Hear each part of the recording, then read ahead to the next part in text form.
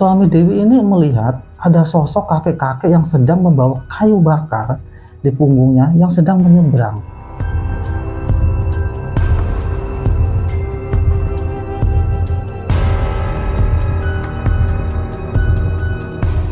Namun sebelum suami si Dewi ini beranjak dari tempat duduknya, anaknya yang masih bayi ini tiba-tiba terbangun dan menangis kejar. Dan tidak hanya itu, tangisan bayi si Dewi ini tiba-tiba histeris.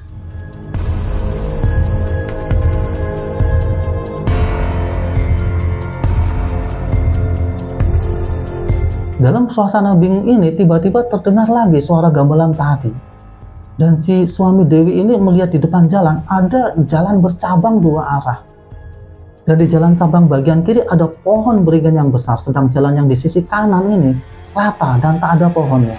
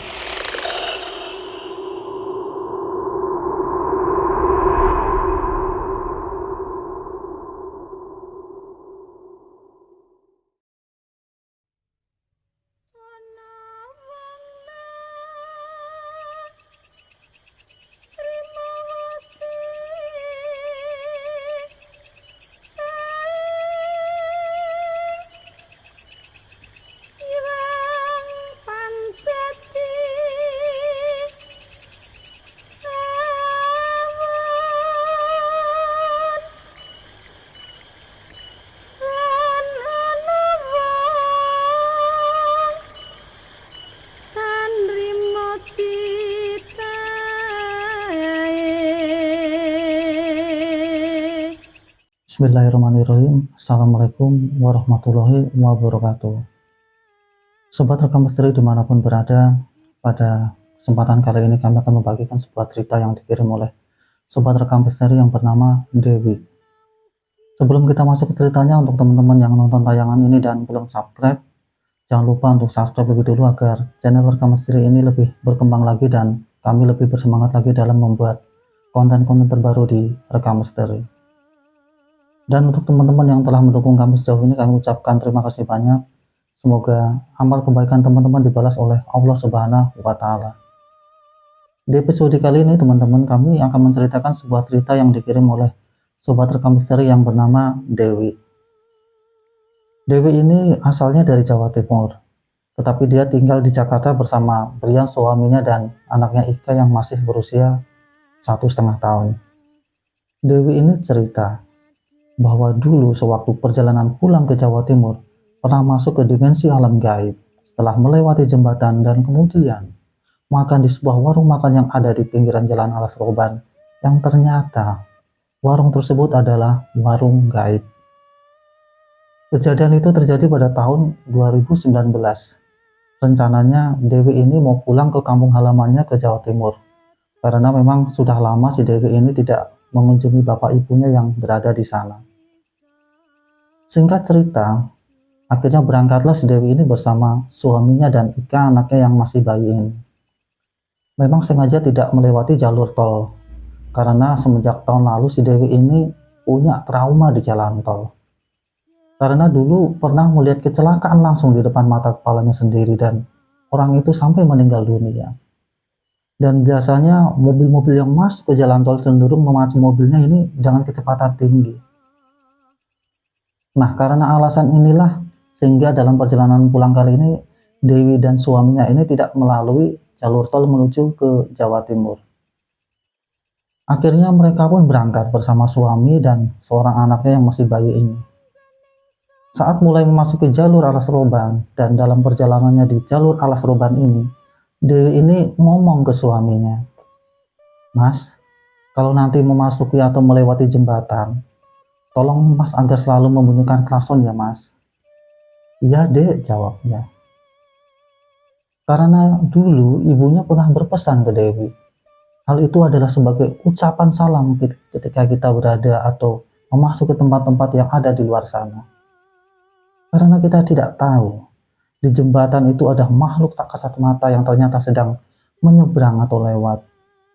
Jadi dengan membunyikan klakson itu dianggap sebagai ucapan salam, sehingga kita yang memasuki tempat tersebut juga disambut dengan baik. Begitu kata ibunya dulu. Dalam perjalanannya yang sudah memasuki alas roban ini, si Dewi ini pun tertidur bersama Ika, anaknya yang masih bayi ini. Nah, ada jembatan pertama, dan ketika memasuki jembatan yang pertama ini, suami Dewi ini tidak lupa membunyikan klakson seperti apa yang Dewi bilang tadi. Selang beberapa menit kemudian, ketemu lagi jembatan yang kedua. Nah, masuk ke jembatan yang kedua ini, suami Dewi ini ternyata lupa untuk membunyikan klaksonnya. Suami Dewi ini melihat ada sosok kakek-kakek yang sedang membawa kayu bakar di punggungnya yang sedang menyeberang. Karena saking kagetnya dan panik, akhirnya suami Dewi ini membanting setir mobilnya. Nah, karena mengerem mendadak ini, si Dewi pun terbangun akhirnya. Terus Dewi ini ngomong ke suaminya, "Mas, ada apa mas?" "Itu dek, tadi ada kakek-kakek sedang nyebrang. Untungnya mas bisa menghindar," kata suaminya begitu. Nah, setelah 20 menit sejak memasuki jembatan kedua, suami Dewi ini merasa lapar dan bilang ke Dewi, "Dek, apa kita nggak cari makan dulu ya dek? Soalnya mas kok merasa lapar sekali." Dewi pun setuju, karena Dewi ini juga merasa lapar dan juga untuk menghilangkan rasa kantuk. Akhirnya si Dewi ini bersama suaminya mencari warung makan di sepanjang perjalanan. Saat itu Dewi melihat jam di ponselnya sekitar jam 1 pagi. Keadaan jalanan malam itu sangat sepi, ditambah tidak ada satupun lampu yang menerangi selain sorot lampu di mobil yang ditumpangi Dewi ini. Setelah beberapa saat kemudian, dari kejauhan terlihat sebuah cahaya kecil berwarna kuning, dan ketika mobil si Dewi ini semakin mendekati cahaya itu, ternyata adalah sebuah warung makan. "Wah, kebetulan dek, pas sekali ada warung makan yang masih buka di jam segini," kata suaminya. Mas Brian pun lalu berhenti dan memarkirkan mobilnya tepat di depan warung makan tersebut. Akhirnya mereka pun turun dari mobil dan mulai melangkahkan kakinya dan masuk ke warung tersebut. Di dalamnya ada beberapa pembeli juga di sana. Tetapi Dewi ini merasa agak aneh karena sama sekali tidak melihat ada kendaraan yang terparkir di depan warung makan tersebut selain mobil milik si Dewi ini. Dewi ini sempat bertanya-tanya dalam hati, semua pembeli ini kesini ini naik apa? Karena tidak ada mobil atau motor pun satu pun di sini. Masa iya mereka kesini jalan kaki dan di sekitar sini tidak ada rumah sama sekali? Di dalam warung tersebut ada bapak-bapak dan ibu-ibu yang menjaga warung itu. Kalau ditaksir usianya sekitar 60 tahunan. Wajah bapak-bapak dan ibu-ibu ini terlihat kaku dan wajahnya terlihat datar saja. Dan semua pembeli di warung itu juga terlihat begitu. Dan tak sekalipun mengeluarkan kata, semuanya ini hanya terlihat diam dan sibuk memakan makanannya. Sesekali para pembeli di warung ini melihat ke arah bayi yang digendong si Dewi ini, yang saat itu masih tertidur lelap dalam gendongannya. Singkat cerita, setelah Mas Brian suami si Dewi ini mengucap pesanan makanannya, mereka pun duduk di salah satu kursi yang memang telah tersedia di warung itu.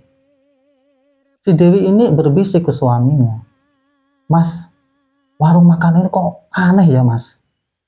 "Aneh gimana dek?" kata suaminya. "Warung makan ya seperti ini dek, semua pada diam. Kan ini sudah malam, mungkin mereka sudah mengantuk," jelas suaminya begitu.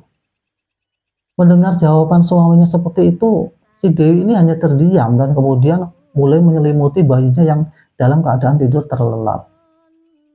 Tak lama kemudian, makanan yang dipesan pun datang dengan diantar bapak-bapak penjual di warung tadi. Dan tanpa basa-basi, suami si Dewi ini pun langsung makan dengan lahapnya. Begitupun dengan Dewi ikut juga menyantap makanan yang sudah dipesan itu. Nah, setelah beberapa menit kemudian, tiba-tiba si Dewi ini mendengar ada suara gamelan. Nah, si Dewi ini ngomong ke suaminya, "Mas, dengar nggak?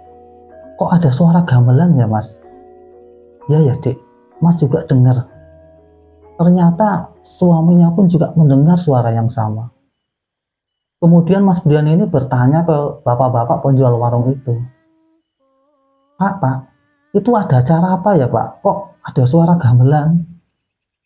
Nah, terus dijawab sama bapak warung itu, biasa itu Mas, ada acara katanya. Dan setelah mendengar jawaban dari bapak warung itu, suami si Dewi ini terlihat malah penasaran dan ingin melihat acara dari sumber suara gamelan itu. Sumber suara itu arahnya dari bagian belakang warung tersebut. Namun sebelum suami si Dewi ini beranjak dari tempat duduknya, anaknya yang masih bayi ini tiba-tiba terbangun dan menangis kejar. Dan tidak hanya itu, tangisan bayi si Dewi ini tiba-tiba histeris. Nah, seketika Dewi pun berusaha menenangkannya sebisanya, sambil berdiri dan menggoyang-goyangkan tubuh bayinya ini. Mengetahui hal ini, suaminya, Mas Brian, akhirnya tidak jadi berjalan ke arah belakang warung tersebut. Kemudian Brian ini mempercepat makan makanannya sambil mempercepat duluan, sehingga si Dewi ini yang baru sibuk menenangkan bayinya ini bisa diambil alih oleh Mas Brian ini. Nah, karena tangisan bayi ini tak kunjung berhenti, si bidan ini pun ngomong ke Dewi, "Sudah sini Dek, biar Mas saja yang tenangin Ika. Kamu habiskan makanannya saja." Melihat anaknya menangis, Mas bidan ini pun beranjak mengambil Ika. Bayi tersebut kemudian diajak keluar warung sambil menggendong bayinya. Nah, tinggallah sendiri Dewi di dalam warung tersebut. Tiba-tiba pandangan si Dewi ini teralihkan dengan adanya sebuah kalender yang digantung di dalam warung tersebut, yang saat itu menunjukkan tahun 1990. Si Dewi ini berpikir, apa memang sengaja tidak diganti atau bagaimana? Namun Dewi ini tak mau ambil pusing, karena suara tangisan anaknya di luar membuat dia tidak bisa fokus. Sambil mempercepat makanannya agar bisa ikut menenangkan Ika, anaknya yang masih menangis kejar di luar sana, si Dewi pun sesekali melihat para pembeli lain yang ada di warung itu. Yang anehnya, mereka terus-menerus memakan makanannya tanpa terlihat berhenti. Dan setelah diperhatikan lagi, para pembeli di warung makan itu ternyata tidak memakai alas kaki sama sekali. Jadi tidak memakai sepatu ataupun sandal sama sekali. Nah, setelah selesai menghabiskan makanannya, si Dewi ini pun bergegas untuk membayar makanannya. Lalu berjalanlah Dewi ini ke hadapan bapak-bapak dan ibu-ibu penjual di warung itu. Sesampainya di depan ibu penjual warung itu, si Dewi pun ngomong, "Berapa Bu habis semuanya?" "Tadi ayam gorengnya 2, terus teh hangatnya 2, ditambah kerupuknya 2. Kemudian ibu itu menjawab, 4.000 Mbak. Nah, si Dewi ini pun kaget dan sontak ngomong, "Apa nggak salah Bu? Nah, kok murah sekali?" Namun bukannya menjawab, ibu penjual itu hanya diam dan terus menatap si Dewi ini.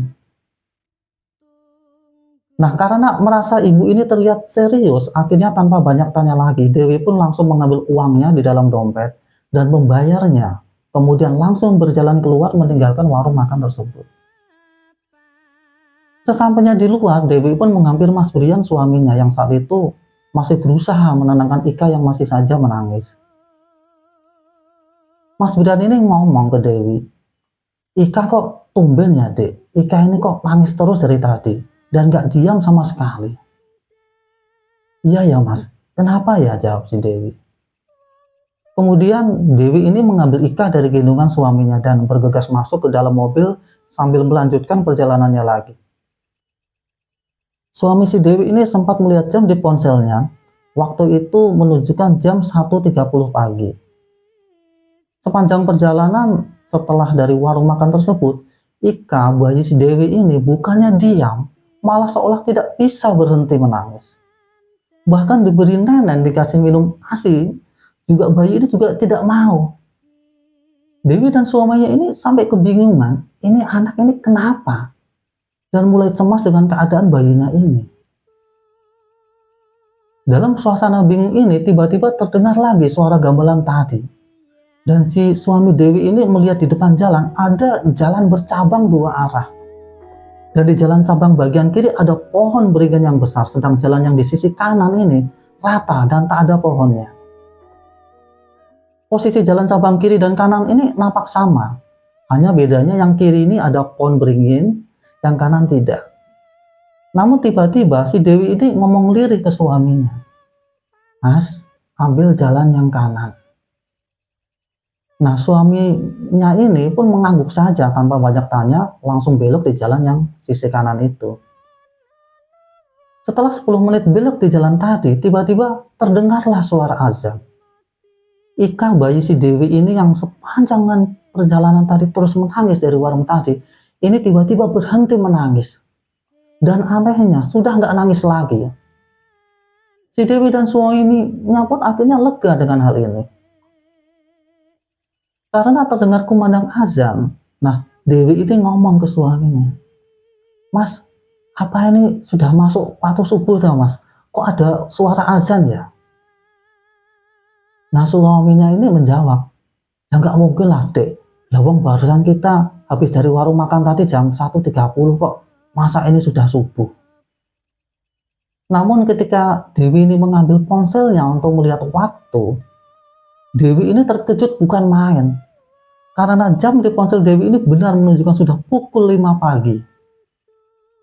"Loh, bener ini mas, sudah jam 5 pagi. Kok bisa cepet banget?" ucap Dewi. Si suaminya ini hanya terdiam dan bingung, juga terheran-heran, sambil memperhatikan jalan yang ada di depannya. Suasana kanan dan kiri jalan saat itu sudah mulai nampak cahaya lampu yang terlihat dari rumah-rumah warga yang ada di pinggir jalan tersebut. Nah, nampaknya memang sudah keluar dari jalur alas roban tadi. Sesaat kemudian, terlihatlah di kiri jalan ada sebuah musola kecil yang kemudian suami si Dewi ini menempatkan mobilnya untuk sholat subuh sejenak. Dewi pun ikut keluar mencari udara segar sambil menggendong Ika, bayinya yang sudah tidak menangis lagi. Setelah suami Dewi ini selesai menjalankan sholat subuh dan sembari memakai sepatunya, kemudian di belakangnya keluarlah dari musola tersebut seorang bapak agak gemuk dengan baju koko sedikit lusuh dengan peci dan sejadah yang ada di bahunya ini. Yang ternyata setelah diperhatikan itu adalah imam sholat di musola tersebut. Usianya kisaran 65 tahunan. Orang ini lalu berjalan dan menghampiri si Dewi dan suaminya. "Assalamualaikum." "Waalaikumsalam," jawab Dewi dan suaminya. Orang itu lalu bertanya, "Dari mana dan mau kemana Pak, Bu?" "Kami dari Jakarta Pak, mau ke Jawa Timur," jawab suami si Dewi. Singkat cerita, mereka pun mengobrol sedikit. Hingga akhirnya Dewi ini pun menceritakan perjalanannya mulai masuk dari jalur alas roban hingga sampai di musola ini. Akhirnya Dewi dan suaminya ini tahu bahwa bapak ini adalah seorang yang sedikit mengerti tentang hal-hal gaib. Sebut saja namanya Pak Sobri. Ternyata beliau ini adalah orang sesepuh di desa itu. Pak Sobri pun mulai paham dengan apa yang diceritakan Dewi ini. Nah, berdasar penglihatan mata batin Pak Sobri ini ngomong bahwa jembatan kedua tadi yang dilalui adalah pintu gerbang masuk ke alam gaib. Dan sebetulnya tadi sudah masuk ke dimensi alam gaib. Untung saja saat di warung tadi, anak bapak tadi menangis. Sehingga bapak tadi tidak jadi melangkah ke bagian belakang warung itu untuk mengikuti suara gamelan yang terdengar dari arah belakang warung tersebut. Dan tentu saja warungnya juga warung gaib. Pak Sobri ini ngomong suara gamelan tersebut seperti mempunyai magnet yang menarik orang yang sedang kelelahan dan mengantuk saat berada dalam perjalanan melewati alas roban ini, terutama pada sang supir atau orang yang menyupir. Karena banyak kejadian orang tersesat dan mobil tiba-tiba tersesat di semak-semak, dan tahu-tahu mereka ada di tengah-tengah hutan dan tidak bisa keluar karena kehabisan bensin, nyasar, akhirnya tidak bisa keluar. Logikanya, bagaimana mobil bisa berada di semak-semak dan ada di tengah-tengah hutan, sedangkan di situ pun tidak ada jalan sama sekali. Si Dewi dan suaminya ini hanya terdiam dan memperhatikan mendengar penjelasan dari Pak Sobri ini. Kemudian Pak Sobri pun lalu melanjutkan penjelasannya. Sedangkan jalur yang terlihat dua cabang tadi adalah satunya adalah gerbang jalan masuk ke alam gaib. Untung saja Bapak tadi memilih jalur yang benar. Anda ambil jalur yang satunya, mungkin saat ini Bapak sedang tersesat di alam gaib. Kemudian suami si Dewi ini nyeletuk ngomong, "Ya benar Pak, kalau jalan yang cabang tadi itu kebetulan istri saya yang menyuruh saya ambil jalur yang kanan." Jelas suaminya ini. Mendengar suaminya ngomong begitu, Dewi pun menatap suaminya, heran dan seketika memotong pembicaraan suaminya ini. "Loh, saya nggak ngomong apa-apa itu Mas. Apalagi nyuruh Mas ambil jalur yang kanan. Kapan ya Mas?" "Tadi Dek, saat Mas mau memasuki jalan bercabang, Adek nyuruh Mas ambil jalur yang kanan," jawab suaminya. Padahal Dewi ini merasa saat itu dia ini sedang sibuk menenangkan Ika yang sedang menangis dan sama sekali nggak ngomong apa-apa ke suaminya. Lalu siapa yang ngomong ke suaminya? Seolah tahu dengan apa yang dialami Dewi dan suaminya ini, Pak Sobri pun ngomong bahwa suara yang berbicara dan mengarahkan mobil ambil jalur kanan tadi adalah sosok gaib yang ingin menolong dan membantu keluar dari gerbang gaib di jalur tadi. Entah siapa sosok ini, Pak Sobri ini nggak mengatakannya. Dewi pun merasa lemas dan merinding setelah mendengar semua penjelasan dari Pak Sobri ini. Mereka pun akhirnya paham atas kejadian apa yang baru saja mereka alami ini. Karena baru kali ini Dewi ini mengalami kejadian ganjil seperti ini. Sampai cerita ini diceritakan kepada kami, Dewi ini masih belum bisa melupakan wajah dari bapak-bapak dan ibu-ibu penjual di warung makan tersebut. Dan cerita inilah teman-teman yang dibagikan Dewi kepada kami. Dan semoga kisah ini bisa kita ambil hikmah dan ambil pelajaran di dalamnya. Mohon maaf kalau ada salah-salah kata. Wassalamualaikum warahmatullahi wabarakatuh. Syukur oleh wong tapa ingkang awasa mungkul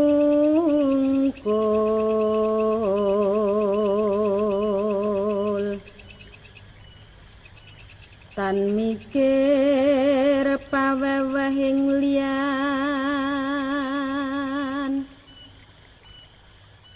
iku pantes sira gurana